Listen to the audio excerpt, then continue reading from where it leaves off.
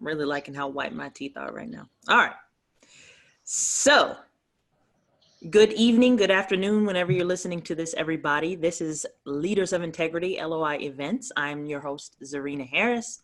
And with me, I have my friend, Sabrina Allen. Hello, everyone. She's so enthusiastic. We're real, Zarina. We're actually real people. We really are. We're real people. And then we've got Joe and Sean. They're driving back from an event, so this is sort of an exclusive. You got them in their truck. Yeah. Hello, everybody. You're coming back, and are you on the run from the police? What's that? Say that again. I said, are you guys on the run from the police? Or are you actually coming back from a real event? Well, it depends on if you ask Sean or me. Oh my God. Sean can't hear a word you guys are saying, just so you know. Oh, it's hilarious. That's just not right. It's not right. You got to focus on driving, Sean. Not that he could hear that anyway. Yeah. All right. Over here, just look at the road. He wants to be part of the crew. All right. So this evening, we're going to be talking about QWRs. And specifically, who's bringing up this topic is Sabrina Allen. And I said, why are we talking about this topic? And she said, because it makes us sound like we're smart and important. So but you have to say it with an accent. Yeah, you got to put the accent on it. And so we're gonna defer to her a lot on this because she's the servicing specialist and expert on all things very nuanced in the note business. And so a lot of times what we find is when people are getting into the note business, it doesn't really matter how much training that you have. There's certain things that just don't get covered because there's so much to learn. So one of the things that you might not know about is a QWR. You maybe not even heard about it, or you don't really handle that kind of thing because you kind of defer to your servicer a lot. So this might be a topic that you never really heard of, but it's really, really important. And Sabrina's going to get into a little bit later why it's important. But Sabrina, if you could just start with what is a QWR and when does something like this come up during a note transaction? So a QWR is more or less a dispute or someone requesting for us to validate that the loan or the note that you've purchased is valid. And what does QWR mean first? It is a qualified written response. Okay. And sometimes you'll hear that also referred to as a dispute. They're disputing the debt. Okay. And a QWR doesn't show up as a QWR on the credit report. It shows up as a dispute on the credit report if your servicer is actually reporting to credit. Okay. And this written response is from who? Your borrower? It comes from the borrower, or sometimes if they have counsel, and it's a stall tactic. Okay. So if I'm a note investor and I buy a note, at what point in time am I going to see a qualified written response? Is it on the transfer of the note or the origination? At what point in time does this pop up for me? So it could be any time. Generally, sometimes you will find that when a loan transfers to a new servicer or to a new buyer, they will respond to the RESPA letter, basically the validation period. Mm-hmm. And that is when you will see the QWR or the dispute. And you have 30 days to respond. Or it could be in the middle of, you start foreclosure and they want to stall the foreclosure, and they'll hit you with a QWR, and then you have to produce all the documents that they're requesting for you to provide. So for somebody who doesn't know, the validation period when you get a RESPA letter is basically confirming this is the debt that, is on this loan, kind of confirm that this is what it is. And they might at that time decide to dispute it for whatever reason. Correct. Okay. What happens if you don't get the information to them within 30 days? Well, that just gives them supporting documentation that the loan may not be valid. And it may be valid, but if you don't respond and then you end up in mediation and foreclosure or something like that, it could create a challenge on you enforcing that loan. So it just creates problems. It doesn't necessarily, oh my gosh, I didn't get this in the 30 days. Now my debt is canceled. That's not what that is. It just causes more problems down the road. Correct. Now, but if you don't respond in your credit reporting, it could be removed from the credit report, but that still doesn't mean that the debt is extinguished. Okay. So there's an ask usually in a QWR from the borrower, and it's basically one of the asks is, well, how did you even calculate my balance? Can you get into how a note investor can kind of get into trouble if they don't have good documentation with their servicer or something like that?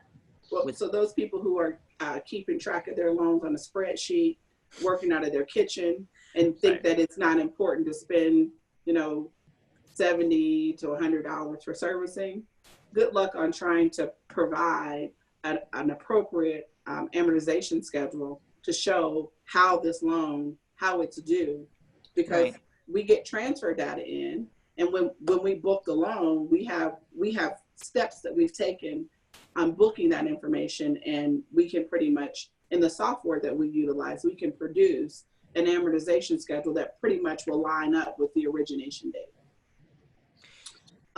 So sometimes some of the challenges you run into is if it's a line of credit and it charges off, what was the rate at the time of charge off? Was there anything that was supposed to be added on? And that all that language is in the note. And can you do that from a spreadsheet? Or can you do those calculations? I know there's a lot of engineers that come into the note space for whatever reason. And you guys, if you off a penny, you're acting crazy. But but there are some people who are not tech savvy, who don't have the ability to do that. So you need to really depend on utilizing a servicer to make sure that your calculations are correct. So there's more dangers, in self-servicing, especially if you're new, because you don't understand a lot that is required to make sure that your loans just, stay safe from something like this. That is correct. So it's not, when we harp on get a servicer, we know that, Sabrina's at a servicing company, and it's not a sales tactic. We're really saying this because we've seen people who've gotten into a lot of trouble trying to self-service loans and not doing the right thing. Just full disclosure, I sold a loan recently to a note investor, and it was a sub-performing loan, and he decided 2 days after he purchased and signed the dotted line and sent over his we sent him it was a local thing, so I dropped off his assignment and his allonge to him physically because I was able to do that. And he called up the borrower 2 days afterwards to talk to him about, why isn't he paying on time or whatever. No RESPA, no boarding at the servicer, and just found out through an email last week that he hasn't even recorded it. And I sold it to him at the beginning of September. So he hasn't recorded anything into his name. The borrower, who he thought, oh yeah, I'm gonna get this person paying again, their tenant who's in the property has a $800 water bill right now. And so, because he didn't go through proper channels and going through his servicing company, he could have a little situation on his hands if he decides, okay, let's just go ahead and foreclose, because he violated RESPA. And it was because he was just too eager as a note investor to just get in there because of whatever reason. And so you're protecting yourself from yourself sometimes when you have a servicing company, because they're really trying to protect you from making a mistake in your own portfolio. Would you say that's pretty accurate? Yeah. Mm-hmm. I would So agree. now, how do you protect yourself from servicers that maybe are a little lackadaisical and don't cover all the bases? Do tell. Well, I can't speak for any other servicer. All I can do is speak for what my team does and what steps that we take. Right. We open our mail every single day. That's number one. Mm-hmm. So, whether the QWR comes by mail, whether it comes by fax, whether it comes by email, we're addressing that. The other thing is that that's really, really important is the custodian who keeps your collateral. When you actually put your loans with a custodian, people are cutting corners, trying to keep costs down, and they will instruct the custodian to scan the note, the mortgage, the assignments, and the allonges, and that's it. And sometimes we'll even give the custodian permission to destroy the rest of the document. In a QWR or dispute, you know how valuable that is, but people do that because it costs you per page to scan to electronically load those files for the digital copy. It's not just take it and store it. It's also the scanning process. So there's a digital copy. So, you know, when you actually have your loan with a custodian, every time they have to go to the vault to pull that hard copy out, there's a fee. So instead of, you know, having them just store it, they destroy it. They tell them to destroy it. Or so you just have to be sure that even if you don't scan it all, just in case a QWR or dispute comes up, at least have them to scan, not scan, but store that all of the entire collateral file. Because the entire collateral file sometimes will have canceled checks. It'll have copies of driver's license. Yep. The loan application, which is a 1003. Right. Hardship letters. Hardship letter. You could have, you know, bank statements. There could be a number of things in there that will link this borrower back to this loan when it originated. Right. And when you go through the validation process, you pull all of that stuff out and you send it to them. And you send it to them regular mail and certified mail to make sure that you actually are getting them the information that they're requesting, so you can move forward on getting them into some type of a payment plan, or getting them to put the property up on the market for sale, but something to prove that the loan is valid and you have every right as a note investor to enforce that loan. So this kind of brings up, this is sort of an underlying issue that we haven't really addressed straightforward on any of our webinars yet. But it's this, you know, people not really understanding the cost of doing business, right? And trying to do everything on the cheap. So a lot of these problems that we're really talking about, the self-servicing, the destroying of files because you don't want to pay per file. I know a lot of people who don't even use a custodian at all. They just have a fireproof safe for their collateral files. Or a kitchen table. Or a kitchen table. These are all examples of, you know, ways to cut corners on cost. But they all sort of result in liabilities or possible risks that you're putting on your portfolio that are unnecessary, right?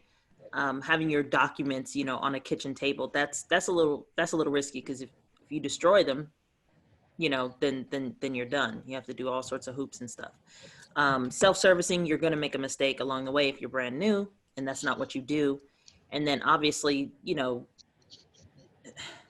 cutting corners on things like, hey, I don't really need these documents. You don't know what documents you're going to need in the future. You know, and some collateral files, they're pretty thick, you know, and you're just like, well, I don't need all of that, but you don't know what you need. Like you need to keep those things. So what are some ways that you would advise someone in really understanding what it costs to be actually a note investor? Because everybody kind of gets caught on like the returns and the money that they make without really calculating what it takes to actually just operate a business regularly. So I would say, if you have a set dollar amount that you're going to invest, this is what I always tell people. You know, people was like, well, you know, like set back $1,000, $2,500 a file. That's a lie. You know, I don't know how else to say it other than that's a lie. But what I would say is that if you have $200,000 to invest in notes, okay, you need to set back at least 25% of that money for operating costs, for recording of assignments, for corrective assignments that may need to be done, for boarding fees, for miscellaneous foreclosure costs, for a lot of things. And this is a little bit off subject, but today I had a call with Sattilli and Bruley, which is one of the law firms that we utilize to do our foreclosures. And we were just kind of like shooting the breeze and talking. And one of the attorneys said to me, Sabrina, one of the things that we are really struggling with right now is the investors paying us to move forward with their foreclosure files. And I said, well, you know, my problem is that, you know, you attorneys price gouge a lot. Yeah. I said, but, you know, I have not experienced that with them. You know, I said, you know, we have one Florida attorney that just was ridiculous. I think that he charged the investor to go to the bathroom. You know, if he was just charging them to go to the bathroom. And he kind of chuckled. He thought that was funny. He said, so we are really, really at a point where we're going to stop moving forward with foreclosure if the investors don't pay. And so because as servicers, we take on that relationship with the attorneys, and we bill our investors for the services that are being rendered. But, you know, investors who have not planned accordingly, they don't always pay as soon as they get an invoice. Sometimes they take a month, 2 months, and they don't really realize that that could jeopardize the moving forward of not just their file, but other people's files as well. Because if the bill gets up there, the attorneys make a decision, well, we're not moving forward on any of your files, except unless we have to go to court. So I say all this is because of the poor planning of investors and new people coming in and not expecting a file is going to cost them $5,000 to foreclose, and they're scrambling to get the money. It just slows down the process, not for them, but sometimes for everyone. And he says he's seeing this across the board with services. So, you know, we talked about that also. That's one of the things that we have embedded into our analytics system, which makes it nice for especially new investors to understand some of those expenses, the legal fees, the boarding fees, the, you know, all the processing fees, even all the way down to utility expenses. To understand those expenses is important, and to understand that you have to set aside X amount for those is critical in entering any kind of investment. How have you guys experienced before you built your software? Did you guys experience some of these things as far as things costing more than you initially thought? You know, when investing in notes, because you guys did a lot of non-performing in the beginning of your investment into the space. I think that we did our homework, so we really didn't have any unexpected expenses, and our numbers are always conservative. I think for every non-performing asset that we look at, we have $5,000 stipend for legal fees and foreclosures, and, you know. And then on top of that, we have a miscellaneous expense to the property of $1,800, and that could go to just about anything, because anything could go wrong, right? Now, you know, granted, if you don't use those, that just goes to your profit. So, right.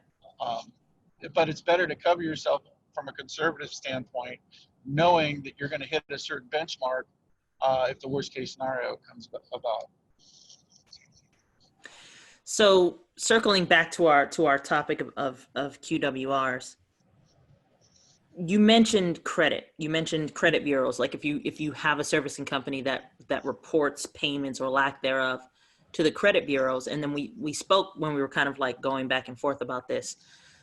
Joe had asked the question, you know, when you get a qualified written response from a borrower and they say, hey, you have 30 days to like validate my debt, right? Mm-hmm. Mm-hmm. What happens if you miss that deadline of 30 days? Is it detrimental?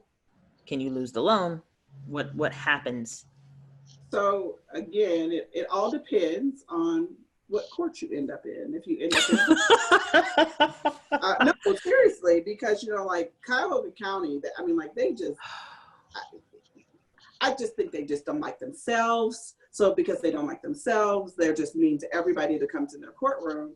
And I will tell you that there was a file that I had personally that I owned, and there was a QWR, and I had been on the road for 45 days. And I'm going to admit to you all that I was doing some self-servicing on more than one of my loans. Uh-huh. And this was some years ago. This was when couldn't nobody tell me anything. Right. I knew it all because I'd come from a bank. Well, I didn't respond in the appropriate time. And then there was a mediation hearing that was set, and that you had to appear in person, and you couldn't send an attorney. You couldn't send representation. You had to show up. Okay. And so this is what the judge did to me. The judge said, well, okay, I'm not gonna make you release your loan, but I'm gonna dismiss this foreclosure with prejudice. So the only way that I will ever, and I still haven't collected on that loan, the only way I will ever collect on that loan is if that property is sold. That's the only way. And if it's sold, I can collect. But other than that, I can't foreclose. If she decides that she wants to pay me or offer me a settlement, I can get it. But if not, I can't have it. So that's worst case scenario on not responding to a QWR because I was on the road working. You're busy, self-servicing. Mm-hmm. Self-servicing. Stupid is and stupid does. So that's why I use a servicer now. Are there any consequences as far as maybe the credit reports and credit bureaus if you do not respond in time? So if you don't respond in time to a credit report, like if they disputed on the credit report and Equifax, TransUnion, Experian reach out to you and you don't respond, they will just wipe the loan from the credit report. That doesn't mean that the loan has been extinguished. You can't enforce it, any of that. You just can't put it back on the credit report as the lender because you didn't validate in the appropriate time. Gotcha. Qualified written response. So is there a, well, you kind of went over the case where you sort of lost your ability to foreclose on a particular asset. So now it's just going to sit there. Qualified written response. How often do you think you see these? Is this something regular or 2 to 3 a month? Sometimes, sometimes more than that, depending on, sometimes if we do a larger trade, sometimes we'll kind of get hit with some. And I just think that really it comes from a sophisticated borrower or in those states, Michigan is notorious for having attorneys. Michigan, New York, those consumer friendly states where you just have lawyers that are just, basically, I think they're doing it for a sport. I'm going to exercise stall my right. tactic. And it's just a stall tactic. And some of the things that, they ask for, and I think I hit on some of them, they'll ask for the original creditor. They'll ask for the original account number. What was the original amount owed? Is there any proof that there were payments ever made on the account? If there was any type of agreement in the middle, like if there was a forbearance agreement, a payment plan, or a mod, produce that document. Servicing notes, call logs, attempts to make, being made, any payoffs, what's the current balance owed on the account. Just ridiculous stuff sometimes, but if you're self-servicing, you may not be able to have it. They'll ask you for an appropriate amortization schedule. Yeah, that might not happen. With the original, the original booking, of the loan, and it needs to match. Is there anything that we should cover on QWRs that we have not covered on QWRs, and then we can transition into showing what one actually looks like? No, I think this is, we've hit the basics. It's not rocket science. I think it's something that really needs to be talked about, and we can, how do you respond? Maybe that's what we talk about next, but we won't do it today. How you actually handle that response and what does that look like? And we can also show an example of a response maybe on one of our next webinars. So do you want to show an example of a QWR really quickly and run through it with us? We can, but I just did that. That was the things that are in a QWR. I just did that. That was some of the things I was talking about. Sorry. You got ahead of me. I'm sorry. See how you do me? It's all right. It's fine. It's fine. Don't get all your feelings. You want to host the show? Let's screen and host the show. No, it's getting dark. You can't even see them. Yeah, they can't hear. Joe, do you have anything else you want to add? Because you guys are getting into the darkness now. Yeah, hold on. See if you cannot do that. Huh? There's a light right here. That's a distraction on the road. That's what it looks like they're going. You watch those horror movies, right? There we go. Okay. All right, it works now. Yeah, what time is it anyway? Late. It's 5:16. On your time, it's 8:16 my time. I'm sorry. You see? You see how they do me? Us East Coasters are always night owls because of y'all. Always working. Mm-hmm. Always. So a couple things are coming up with LOI. Y'all want to kind of announce some of the things that we're working on? So when is it? On December, is it 15th? We're looking at doing a wholesaling event on how to wholesale notes. And there's a lot of wholesalers for real estate out there, but I think that there's kind of a void or missed opportunity with those wholesalers to actually wholesale notes along with their real estate. So there's going to be an event in Ohio, and it's going to be, I think, on a Saturday. Is that correct? Wrong day. It's on a Sunday. It's on a Sunday. It's on a Sorry. Sunday.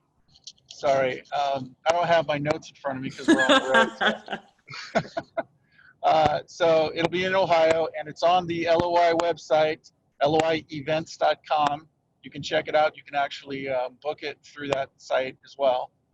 And then on the 16th of this month, Revival Brothers, LOI essentially, we're going to put on kind of a mini meetup. It's going to be like we call it networking and knowledge, where we talk about we pick a few topics that are hot in the industry, and we go into them. It's a 3-hour session. Dinner is served. It's a networking event. It's at Dave & Buster's, so we're trying to make it fun. It's kind of a fun atmosphere. It's a buffet kind of dinner, all you can drink. Should be fun. So, and it's only, and the best part of it, it's only $55. So, you can spend more money going to a movie these days, and to actually get some really solid knowledge and walk away with some nuggets at the same time, do some serious networking. It's going to be a really good event. So that will be on the 16th of November this month, and it's on a Saturday night. And Sabrina will be there talking on, I forget the topic because I don't have my notes in front of me, but if you go to our website. She's going to be her knowledgeable self, and she, So we're going to begin with the end in mind when we actually go into buying notes. We're going to talk about that. Yes, the topic. Okay. All right. There you go. All right. One more event, Zarina. We got one more. December 14th. Uh-oh. December 14th, we're doing a mini workshop on notes in Ohio. I think I might have lost. December 14th. Can you hear me? Yes, we can. But burrows. Oh, so December 14th, there's another workshop. If you go to the loievents.com website, you can check it out there. You can actually sign up for it as well. And then also we're working on an event coming up in January 26th, the weekend between playoffs and Super Bowl. We're trying to put together a 2-day event. It might turn into a 1-day event. We don't know yet, but we're working on an event that basically covers how to invest in notes from the basics to the more advanced. And I think that we're going to bring in some really powerful speakers for that. It's going to be a larger event. It's going to be a nice venue. And please be on the lookout for that because it's going to be worth it. Very cool. All right. I got to go because my internet is saying that it doesn't want to play anymore. Oh. So, yeah, it happens. Wi-Fi. So thank you, Sabrina, for dropping knowledge. This is probably our quickest webinar that we've done. You still didn't cuss, so I'm still proud of you. Very nice. I'm working on that. I'm a work in progress, working towards perfection daily, realizing I'll never get there. Hey, there we go. There we go. Revival Brothers are traveling. Tell Sean we said goodbye. They say goodbye. Don't look. Put your eyes on the road. Thank you, Joe, for coming to hang out. And we will see you around. Bye, guys. See you later.